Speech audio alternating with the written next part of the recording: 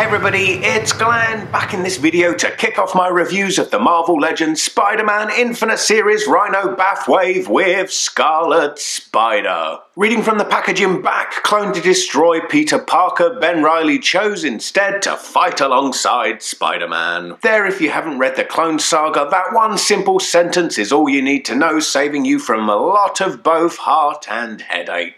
Then also pictured on the packaging back is the Rhino bath on the left there, which my reviews of this wave will culminate with. But before then we have Scarlet Spider, as we have here, Superior Venom, Booyah, Misty Knight, White Tiger, Craven, Ghost Rider and Chameleon. Here he is out of packaging, so fans either really hate or really hate the Clone Saga, but judging by the number of Scarlet Spider customs I've seen over the years, it seems the character has endured, or maybe not the character per se, but the character design. Is it the hood? Maybe. Spider-Gwen is also currently rocking a hood to fanfare. Anyway, it's been long enough that he represents a bright slice of nostalgia. He is in fact the third Scarlet Spider, kind of, in Marvel Legends. The first came in the Ares wave in 2008. The packaging called him Scarlet Spider, I guess to distinguish him as Ben Reilly and not Peter Parker, but was actually representing Reilly using the Spider-Man mantle during Peter's brief retirement.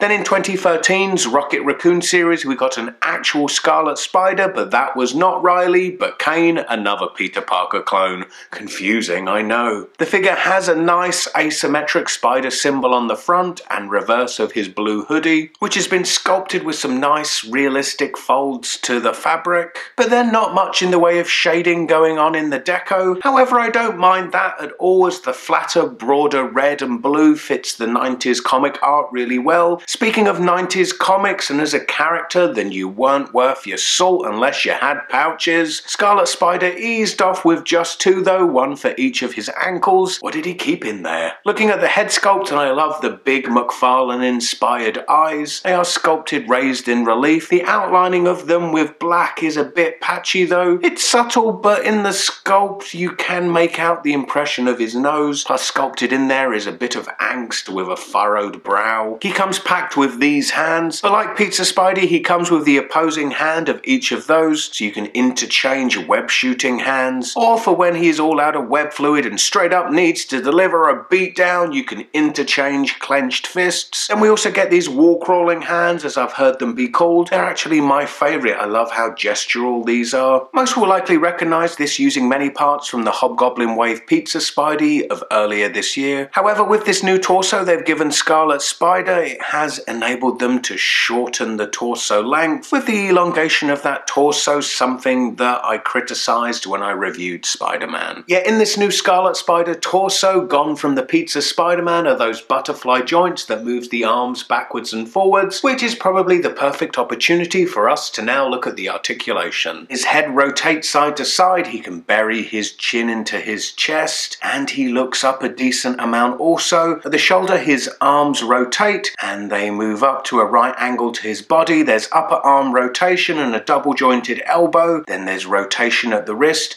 and all the sets of hands are hinged, moving down and up. He has waist rotation. His belt there, as you can see, is loose, so it doesn't inhibit that waist rotation. He has an ab crunch which moves this far forward and moves a bit further back, and as you can see the spider symbol continues up into the joint on the front and back. At the hips the legs move out to the side, a disappointing amount, but they move a decent amount forward. He could straight up kick you in the face, and then they don't really move back. There's upper leg rotation, then a double jointed knee, then at the ankles it's hinged, moving his feet backwards and forwards, and he has that crazy ankle rocker pivot, but he's not really able to take full advantage of that ankle pivot, as the disappointing hip articulation means this is the widest stance he can adopt with still both his feet flat on the floor. For me, he doesn't hold a candle to that Spidey. Funny when you think Ben Reilly was to be the true Spider-Man and Peter the clone, but I'm sure this Scarlet Spider will have its fans, and it's certainly an eye-popping figure that translates from page to plastic better than most characters. If you missed my last video, click it on the right there to catch up on it. War TV 14 commented, "That's in reference to Ultron's arms, and I have since compared the two and they aren't the same, so the mystery continues." Phil Kirby added this, and he'd know, look at that last name, maybe a relation. And in response to Iron Boy's toy show, I'd go for the Blob and have a happy birthday whenever that may be. And you guys feel free to help him out in making that decision in the comments below. And I hope to see you next time. Bye.